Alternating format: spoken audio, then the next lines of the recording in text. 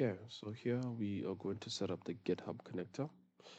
So here we will be selecting the GraphQL, the GitHub GraphQL one specifically.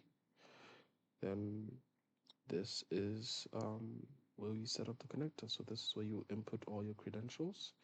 We have a setup guide which you can follow along with, or you can just follow along with this video.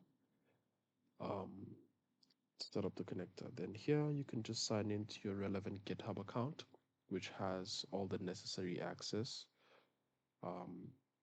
relative to all the information you want to track.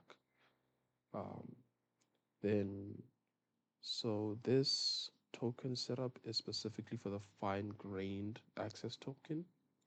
So you can input the name, description if you want, and then you can also choose the resource owner. From there, you can also choose an expiration date for the token, and then you can also limit what the token has access to. In this case, I have selected that it only sees specific repositories. Then you can also choose which permissions you want the access token to have. We have a list of permissions that we think you should add, highlighted or outlined rather, on the setup guide. So here's me inputting them, and then you can just make sure that they're read only, because we only need to read the data. Then from here, you can just generate the token.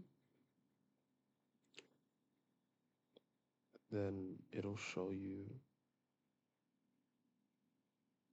token. So by the way, it only shows this token only once when you create it. So if you plan to reuse it again, please store it someplace safe. But then you can come in and paste it here. Then you can also input the start date. So this is the earliest you want the date to start syncing. In this case, I just put in January 1st. Then this is the organization that's associated with the token you have made. For example, here, the connected test organization is the one that's associated with the token I've made.